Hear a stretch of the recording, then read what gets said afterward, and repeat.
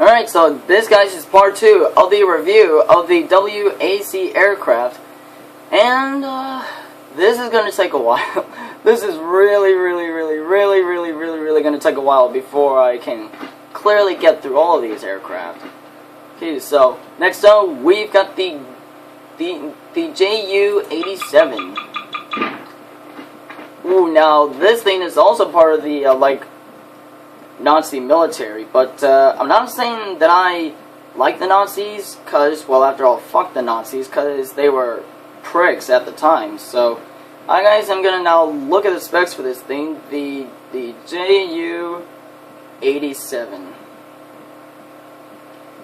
Alright, so this is the Junkers JU-87 dive bomber. Okay, I'm going to read the specs on this thing before we fly. First flight, September 17th, 1935, and entered service with the Nazi military in 1936, and retired from the Nazi military in Luftwaffe in 1945. And an estimated 6,500, which is 6,500 of these aircraft were made. Now the specs for this thing is that it's powered by one Junkers Ju-Mode 211D liquid-cooled inverted V12 engine, which produces 1,184 horsepower. That is a lot of power for a Nazi World War II fighter. Wait a minute. Where am I? Okay, I was on the gun there. Oh, wait a minute. Okay, I didn't mean to do that. Apparently, you can switch seats in this thing. That's actually pretty cool. Oh, wait, wrong seat, dumbass. Okay, here we go. Let's start her up.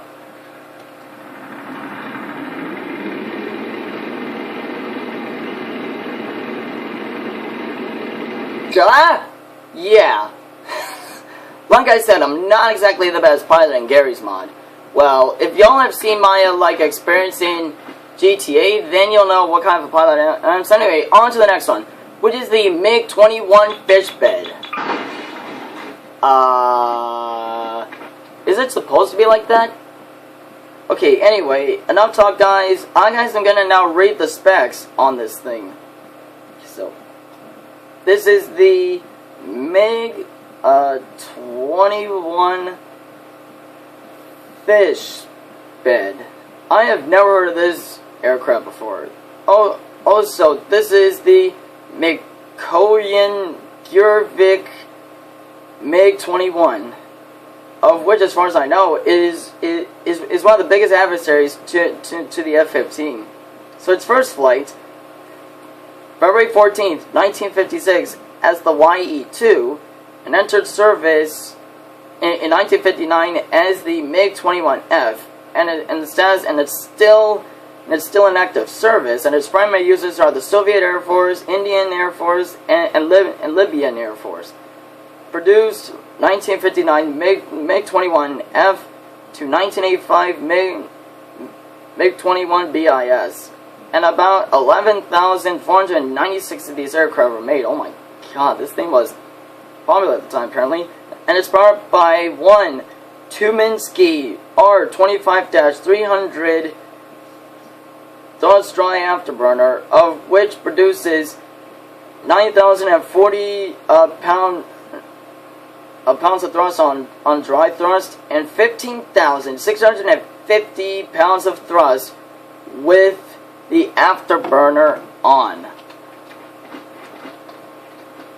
Okay, if I could just get in the damn thing.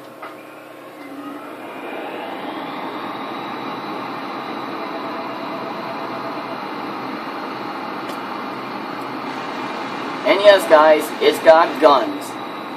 Shit, go. Yeah, like I said, I'm not exactly the best pilot. And I'm going to actually read the specs on each of these aircraft that I find, so that it can be easier for y'all to learn. Well, anyway, next up, we've got the P-40E. Ooh, oh, look at it. Okay, there's some missing texture under there on the landing gear, but it's fine. So, just like with the other aircraft, guys, I'm going to be reading the specs on the P-40E. Okay, so P-40E. Okay, so this is the Curtiss P-40 Warhawk, of which I think y'all may or may not know this aircraft. First flight, October 14th, 1938, and retired from the Brazilian Air Force in 1958, and about 13,738 of them were made, which is a lot of them. Powered by one Allison V1710-39 liquid-cooled V12 engine, 1,150 horsepower. So yeah, this thing, guys, look at this thing. If you saw this thing coming behind you in the war, you'd be like, oh fuck.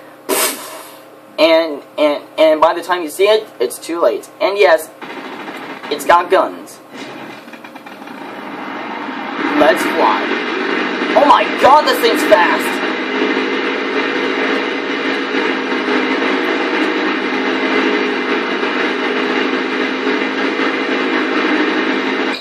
So yeah, like I said, guys, I'm not exactly the best pilot in this game. So, oh yeah, I forgot that I have that parachute mod. Okay, so, on to the next aircraft, which is the P-39. What the hell is that? Okay, so, now for the P-39. Okay, get rid of that, let's see. P-39. So this is the Bell P-39 Era Cobra.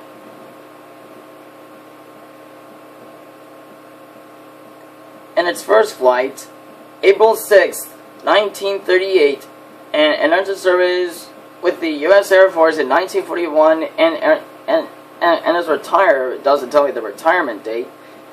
And about 9,588 of them were made. Now for the specs. This thing's powered by one Allison V1710-85 liquid-cooled V12, 1,200 horsepower. My bad. Okay, so I hit the computer by accident there. And yes, oh wow, this thing's actually got guns there too. So let's fire this thing up and let's go.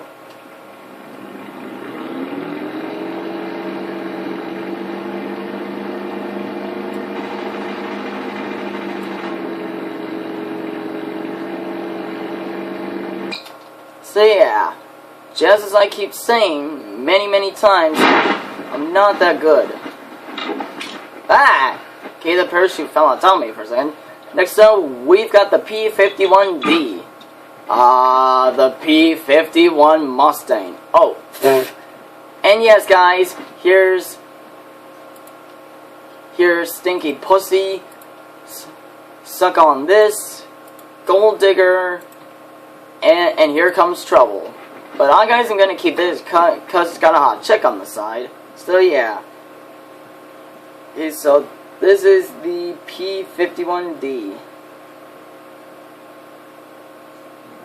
The iconic North American P-51 Mustang. Y'all know this aircraft. Its first flight, October 26, 1940, and entered service in January of 1942, and retired from military service in 1984 in the Dominican Air Force. More than 15,000 P-51 Mustangs were built. And this icon is powered by a Packard V1650-7 liquid-cooled V12 with a two-stage intercooled supercharger, 1,490 horsepower. Yeah, this thing's a legend. Okay, there's a tree in the way, so let me just get to a bit of where that tree is not. Oh, okay, I switched to that one. This one's what I want. Here we go. Okay, so let's fire up and let's go.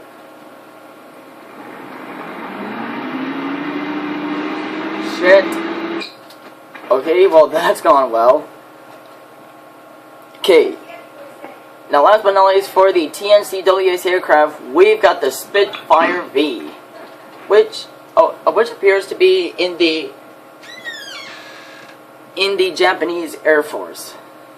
Okay, so, guys, I'm going to be reading the specs on each of these aircraft. So this is the Spitfire V. This is the submarine Spitfire. First flight, March 5th, 1936, and entered service in 1938, and is retired with the RAF with the Royal Air Force in 1955, and about 20,351 Spitfires were made. Okay, now let's see a single variations. Now it actually doesn't tell me the specific engines that it's powered by, surprisingly. See the Spitfire V engine.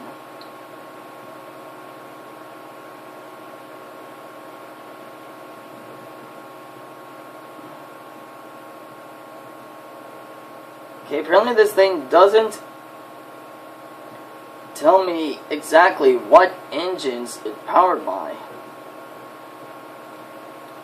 Okay, so guys, unfortunately cannot find the specs of the engines for this thing, but yeah, this thing was used by the Japanese military, and now let's go.